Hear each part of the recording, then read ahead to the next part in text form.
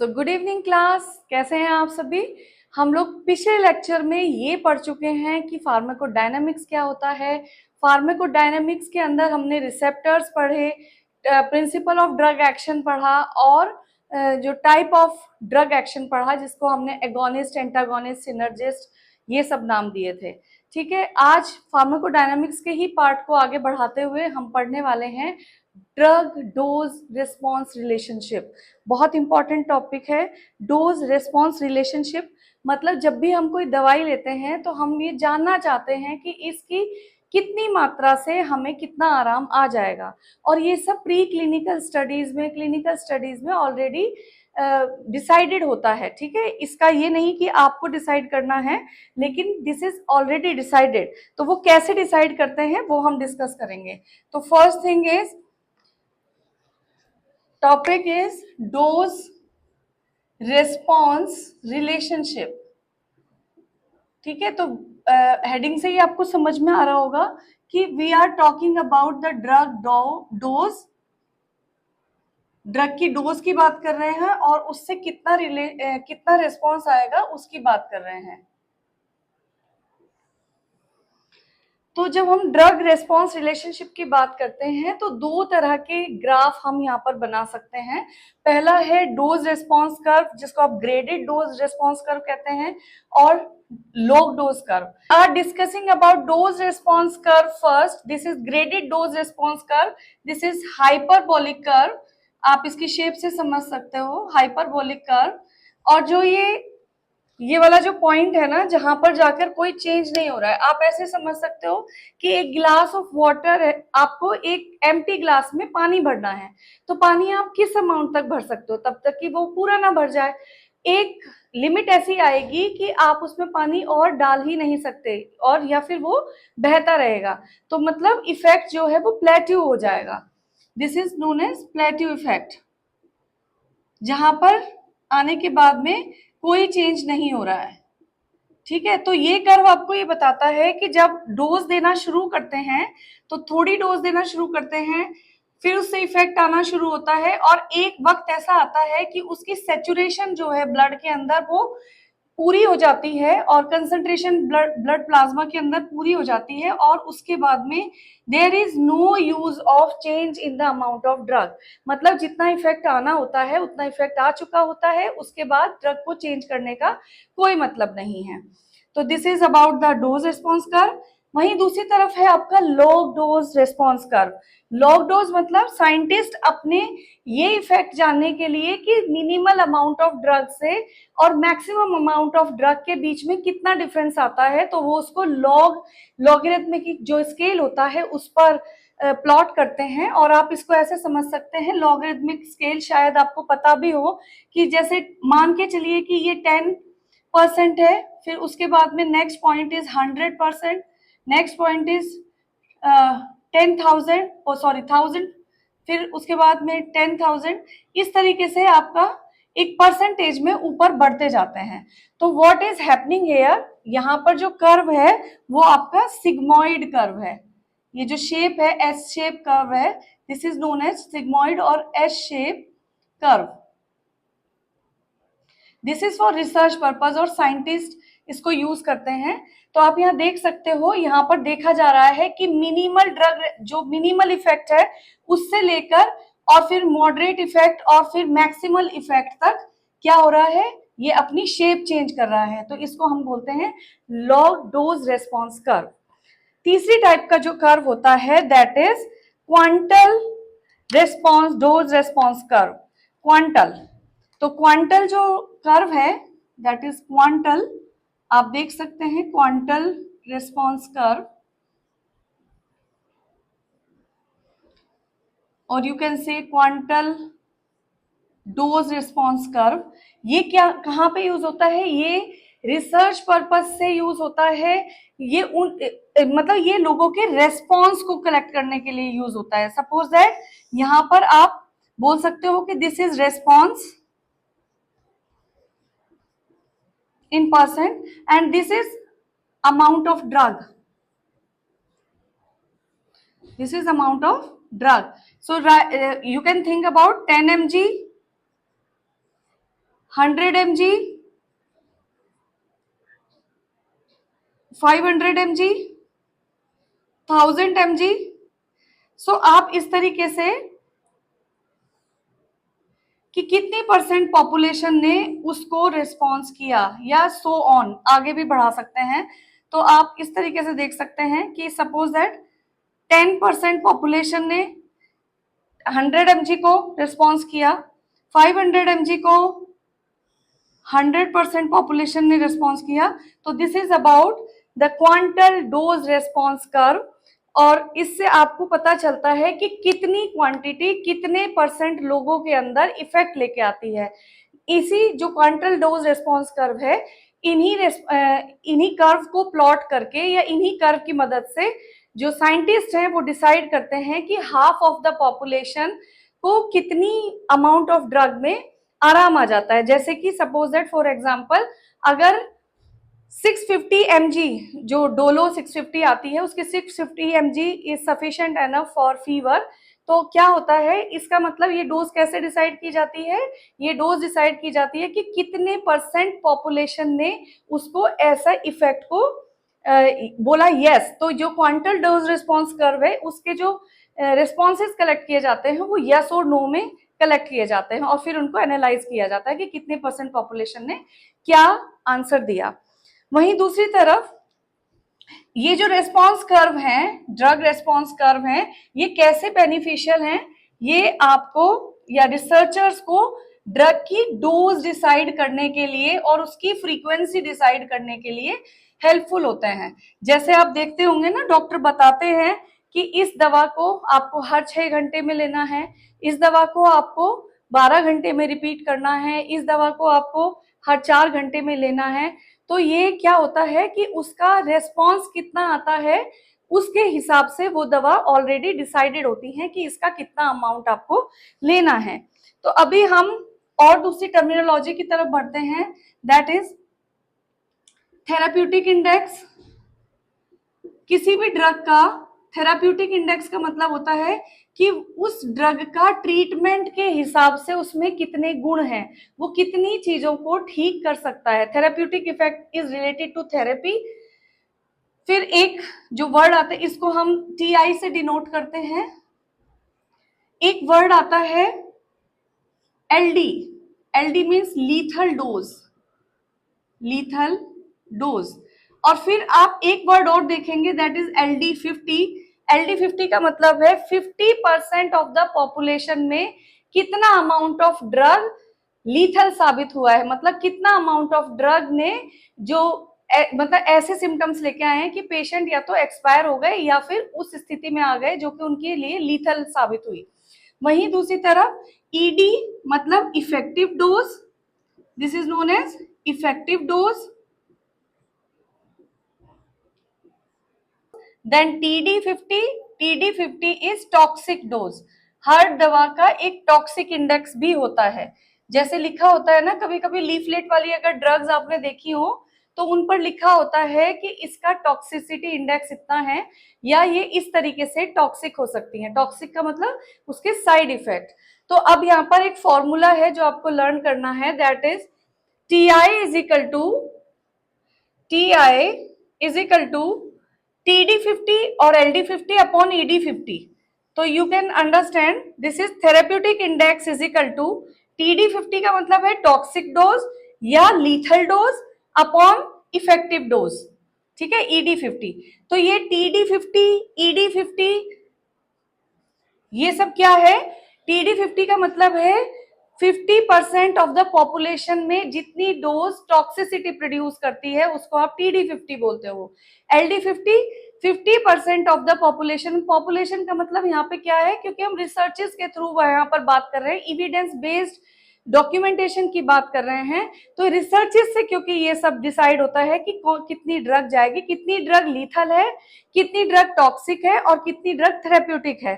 तो जिस ड्रग का थेरेप्यूटिक इंडेक्स है ना, अगर ड्रग का थेरेप्यूटिक इंडेक्स ज्यादा है तो वो ड्रग उतनी ही सेफ है। थेरेप्यूटिक इंडेक्स ज्यादा है तो वो सेफ है, ठीक है। थेरेप्यूटिक इंडेक्स कम है तो वो सेफ नहीं है। जैसे फॉर एग्जाम्पल जो थेरेप्यूटिक इंडेक्स होता है कीमोथेरेप्यूटिक ड्रग्स का, जो ड्रग मैलिग्नेंसी को ठीक करती हैं या फिर कैंसर को ठीक करने के लिए काम आती हैं, उन ड्रग्स में उनका थेरेप्यूटिक इंडेक्स कम होता है, तो इसीलिए वो ड्रग सेफ नहीं होती और वो साइटोटॉक्सिक एक्शन प्रोड्यूस कर सकती हैं। मैंने ड्रग के एक्शन भी बताए थे ना आपको कल, तो वो साइटोटॉक्सिक एक्शन प्रोड्यूस कर सकती हैं। नेक्स्ट हम आ जाते हैं आपके रिसेप्टर सेंसिटिविटी। ठीक है, ये सब जो टॉपिक हैं ये सब छोटे छोटे और इंपॉर्टेंट टॉपिक्स हैं जो कि हमारे फार्माकोडायनामिक्स को इफेक्ट करते हैं।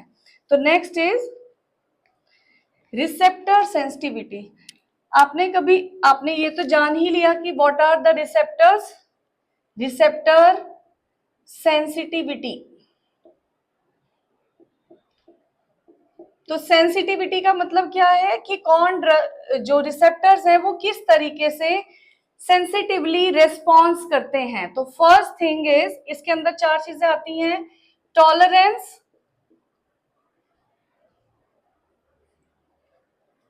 Second thing is desensitization,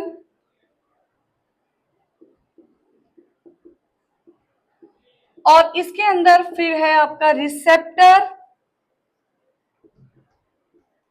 upregulation and receptor down regulation.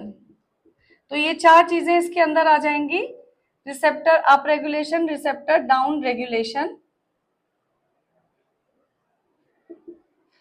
So as the heading already saying you, already depicting receptor sensitivity, मतलब रिसेप्टर कितना रेस्पॉन्सिव है। तो first thing is tolerance. Tolerance का मतलब है when the drug is used repeatedly for a long time, जब बहुत लंबे वक्त तक एक ड्रग को यूज किया जाता है तो वो क्या करती है, बॉडी उसको एडेप्ट कर लेती है, बॉडी उसके लिए मतलब बॉडी उसके लिए टॉलरेबल हो जाती है। तो टॉलरेट करते करते उसको जो इफेक्ट आना चाहिए वो छोटी डोज पे वो इफेक्ट नहीं आता। फॉर एग्जांपल जैसे कि सपोज दैट कोई दर्द की दवा ले रहा है और लगभग 1 साल से ले रहा है, तो दर्द में सपोज दैट वो 500 mg हमेशा ले लेता है, दर्द होता है और हर दूसरे तीसरे दिन वो दवाई ले लेता है। लेकिन एक वक्त ऐसा आएगा कि टॉलरेंस जो है बॉडी के अंदर वो बन जाएगी और बॉडी क्योंकि उसको टॉलरेट कर रही है तो बॉडी को उस दर्द को खत्म करने के लिए और ज्यादा डोज की रिक्वायरमेंट होगी। This is known as tolerance. और इस तरीके का टॉलरेंस पेन किलर्स में हो सकता है। कैफीन का भी एक एग्जांपल आप ले सकते हो, जैसे कि सबसे पहले ना 1 कप कॉफी ही एनफ होती है कि आप अवेकन रहें, आप एक्टिव रहें, लेकिन जब धीरे धीरे आदत पड़ जाती है या लत पड़ जाती है किसी चीज की, तो वो जो 1 कप कॉफी है that will not be sufficient, है ना, और आपको अंदर से ऐसा लगेगा कि और कॉफी चाहिए, या इस कॉफी ने तो कुछ कमाल नहीं किया, या आज तो एक्टिव नहीं लग रहा कॉफी पीने के बाद। मतलब आपके जो रिसेप्टर्स हैं they are becoming tolerant for that particular drug और that particular substance. Second thing is desensitization. Desensitization का मतलब है, जैसे सेंसिटाइजेशन का मतलब होता है रिस्पॉन्सिवनेस, तो डिसेंसिटाइजेशन का मतलब है इररेस्पॉन्सिवनेस और नॉन रेस्पॉन्सिवनेस। तो नॉन रेस्पॉन्सिवनेस का मतलब है कि अगर आपकी जो ड्रग है बहुत लंबे वक्त तक ली जा रही है तो जो आपके रिसेप्टर्स हैं वो उसको रेस्पॉन्ड नहीं करते हैं या सेंसिटिविटी को कम कर लेते हैं। मतलब वो ड्रग आती है लेकिन रिसेप्टर उससे बाइंड नहीं होते हैं, ड्रग रिसेप्टर इंटरेक्शन नहीं हो पाता है। तो अगर ड्रग रिसेप्टर इंटरेक्शन नहीं होगा तो जो एक्टिव पार्टिकल नहीं बनेगा ड्रग का, और जो आपका डिजायर्ड एक्शन है वो प्रोड्यूस नहीं होगा। फॉर एग्जांपल निकोटीन का भी क्या होता है, धीरे धीरे, मतलब आप किसी को कहो कि आप सिगरेट पीते हो, सिगरेट पीना ठीक नहीं है बच्चे, आप छोड़ दो, किसी यंग एडल्ट को कहो तो वो क्या कहता है, अरे एक ही तो ले रहे हैं, एक ही तो ले रहे हैं, तो एक लेते हैं, फिर धीरे धीरे क्या होता है, एक सिगरेट में जो निकोटीन है जो ब्रेन तक जा रहा है वो आपको सेटिस्फैक्शन नहीं देता है और धीरे धीरे आपका जो लेवल है वो कम, मतलब ये होगा कि आपको और ज्यादा सिगरेट पीने की इच्छा होगी, क्योंकि वो प्लेजर महसूस नहीं हो रहा है, वो बज महसूस नहीं हो रहा है जो कि आपको फर्स्ट टाइम फील हुआ था। जब फर्स्ट टाइम सिगरेट पीते हैं तो एकदम दिमाग में हिट होता है। तो आप इस एग्जाम्पल से समझ सकते हो वेरी क्लियरली कि nicotine over the time nicotine receptor in the brain stop reacting strongly to the nicotine, or there will be even after having smoking, so there will be high demand of that nicotine. तो nicotine receptor क्या कहेंगे कि आप पीते रहो but we are not getting response, और we will not give response, और वो response नहीं दे रहे हैं इसीलिए वो pleasure feel नहीं हो रहा है. Next thing is receptor upregulation. Upregulation का मतलब क्या है? There is increased number of receptors.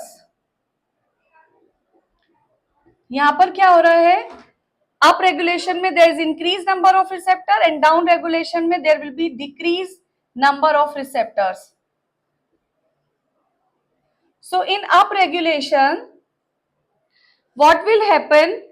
Up regulation, there will be more receptor will be made up, and if we talk about the definition, तो when the drug or chemical is stopped suddenly, है ना, अचानक से अगर कोई drug को stop कर दिया जाता है, मतलब अगर पेशेंट उसको बहुत लंबे वक्त से यूज कर रहा है और अचानक से उसको स्टॉप कर दिया जाए, तो what will happen? There will be lack of stimulation and response by making more receptor. तो क्या होगा? आपकी जो रिसेप्टर्स हैं उनको कम स्टिमुलेशन होगा, उनको क्रेविंग होगी कि रोज तो आ रहा था वो ड्रग मेरे पास और मैं पेट भर के खा रहा था, लेकिन अब अचानक से नहीं आ रहा है, अचानक से नहीं आ रहा है, तो they will start craving, they will start starving. तो क्रेविंग होगी तो वो अपने नंबर ऑफ रिसेप्टर को बढ़ा देंगे, मतलब वो कहेंगे कि चलो रिसेप्टर का अमाउंट बढ़ा देता हूँ, हो सकता है कहीं कहीं से इधर उधर से मुझे वो सब्सटेंस मिल जाए या इतने सारे रिसेप्टर मिलकर उस सब्सटेंस को ढूंढ ले, बट आपने तो उसको विड्रॉ कर लिया है. तो इस तरीके की चीज आती है, विड्रॉल सिम्टम्स देखने को मिलते हैं यहाँ पर. फॉर एग्जाम्पल एक चीज हो सकती है कि सपोज दैट इंसुलिन का एक एग्जाम्पल आप यहाँ पर ले सकते हैं कि पेशेंट इंसुलिन ले रहा है, डायबिटिक पेशेंट है और वो इंसुलिन ले रहा है बहुत लंबे वक्त से, और अचानक से उसने इंसुलिन बंद कर दिया, तो क्या होगा?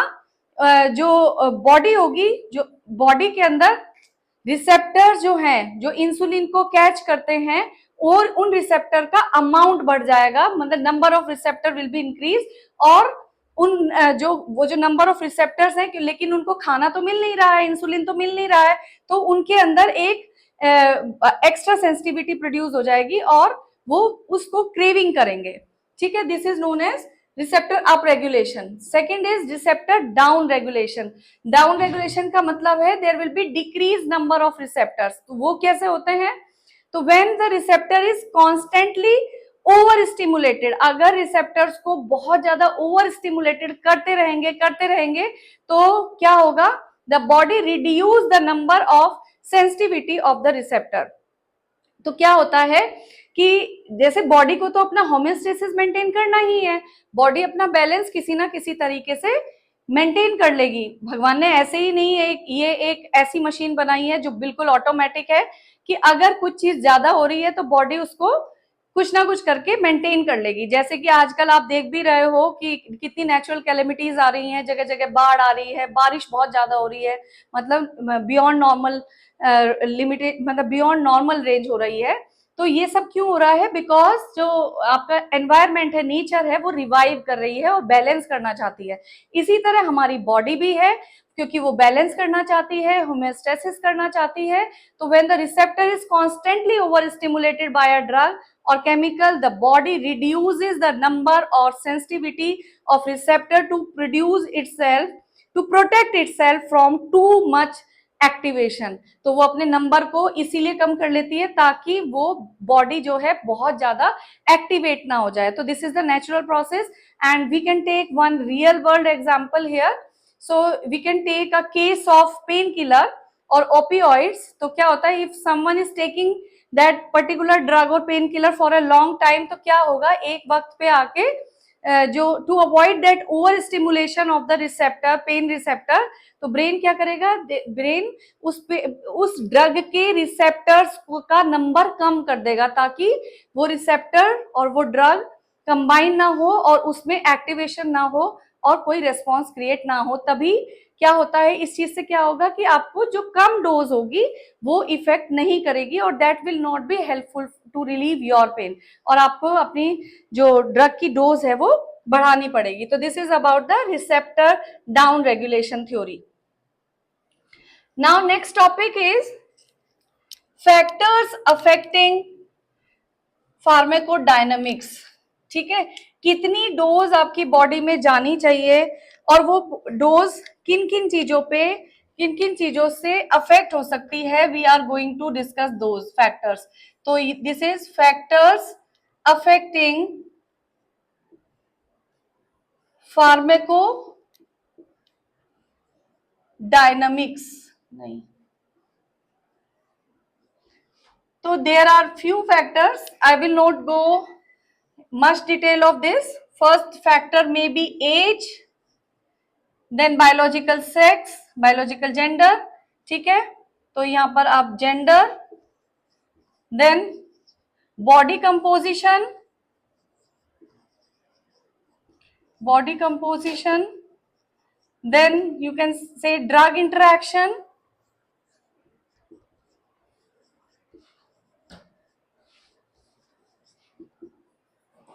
etc.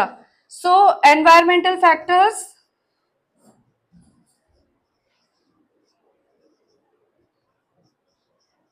and genetics. ठीक है, these are the factors which can modify the drug action, which can modify the pharmacodynamics of any drug. So first thing is age. Age कैसे अफेक्ट करती है किसी भी फार्माकोडायनामिक को? आपने देखा होगा जो छोटे बच्चे होते हैं उनमें डिफरेंट अमाउंट ऑफ ड्रग दी जाती है, उसके बाद एडल्ट्स में डिफरेंट अमाउंट ऑफ ड्रग दी जाती है, और आपके जो एल्डरली पीपल होते हैं, जो बुजुर्ग लोग होते हैं, उनमें डिफरेंट अमाउंट ऑफ ड्रग दिया जाता है। क्यों? क्योंकि यहाँ पर एज के अकॉर्डिंग कैसे डिफरेंसेस है, क्योंकि जो छोटे बच्चे होते हैं उनका लिवर, उनकी किडनी, उनके जो इंटरनल ऑर्गन्स हैं वो पूरी तरीके से वेल डेवलप नहीं होते हैं। वेल डेवलप ना होने की वजह से उनके अंदर मेटाबॉलिज्म नहीं हो सकता, और हो सकता है उनके इंटरनल ऑर्गन को दवा की वजह से नुकसान हो जाए। ठीक है, इसीलिए उनके अंदर अमाउंट ऑफ ड्रग कम रखा जाता है। आपको पता ही होगा कि वहां पर ड्रग जैसे 0.2 ml, 2.5 ml, फिर धीरे धीरे बच्चे की एज बढ़ती है तो 3 ml, 4 ml according to their weight वो हम धीरे धीरे बढ़ाते हैं। वहीं दूसरी तरफ एडल्ट डोज डिफरेंट होती है। एंड एल्डरली पीपल में क्या होता है, क्योंकि जब हम एजेड होने लगते हैं तो वो भी हमारी जो बॉडी है वो डिटीरियोरेट होने लगती है, डीजनरेटिव चेंजेस आने लगते हैं बॉडी के अंदर, तो फिजियोलॉजिकल प्रोसेस भी स्लो हो जाता है। कहते हैं ना बच्चे और बूढ़े सब दोनों एक ही जैसे होते हैं, तो जो बूढ़े लोग होते हैं उन लोगों के अंदर भी क्योंकि फिजियोलॉजिकल प्रोसेस स्लो हो जाता है, मेटाबॉलिज्म स्लो हो जाता है, तो उनके अंदर भी जो अमाउंट ऑफ डोज है वो कम कर दी जाती है। Second thing is gender. Yes, I am talking about male and female. तो male and female body composition की बात करें तो वहां पर अलग अलग हॉर्मोन्स लेवल होता है, फीमेल हार्मोन, मेल हार्मोन। तो क्या होता है, तो कुछ ये जो हॉर्मोन्स हैं ये अफेक्ट कर सकते हैं आपके ड्रग के मेटाबॉलिज्म को, आपके ड्रग के एलिमिनेशन को, मतलब ड्रग बॉडी से बाहर कैसे निकलती है और बॉडी में यूटिलाइज कैसे होती है। तो इसीलिए मेल फीमेल के अंदर जो ड्रग की डोजेज है वो डिफरेंट डिफरेंट हो सकती है। नेक्स्ट थिंग इज जैसे कि लेडी प्रेग्नेंट होती है, मतलब लेडी के फिजियोलॉजिकल चेंजेस अलग होते हैं, मेल्स के अलग होते हैं, तो उसके अकॉर्डिंग भी ड्रग्स का चेंज हो सकता है। then third is body composition. If you talk about the body composition, तो क्या होता है, फीमेल्स के अंदर ना फैट डिपोजिशन ज्यादा होती है इन कंपैरिजन टू मेल्स, तो उनके अंदर जो लिपिड सॉल्युबल ड्रग्स हैं वो एक्यूमुलेट कर सकती हैं, तो इसीलिए उनके अंदर लिपिड सॉल्युबल ड्रग्स की स्पेशली कम अमाउंट ऑफ ड्रग दी जाती है। ड्रग इंटरैक्शन मैंने आपको बताया था ना, एगोनिस्ट ड्रग है, एंटागोनिस्ट ड्रग है, पार्शियल एगोनिस्ट है, सिनर्जिस्ट है। मतलब अगर आप एक से ज्यादा ड्रग एक साथ ले रहे हो तो वो ड्रग इंटरैक्शन के अकॉर्डिंग ड्रग की डोजेस को डिसाइड किया जा सकता है, तो वो भी आपकी फार्माकोडायनामिक्स को अफेक्ट करते हैं। Then next is environmental factor.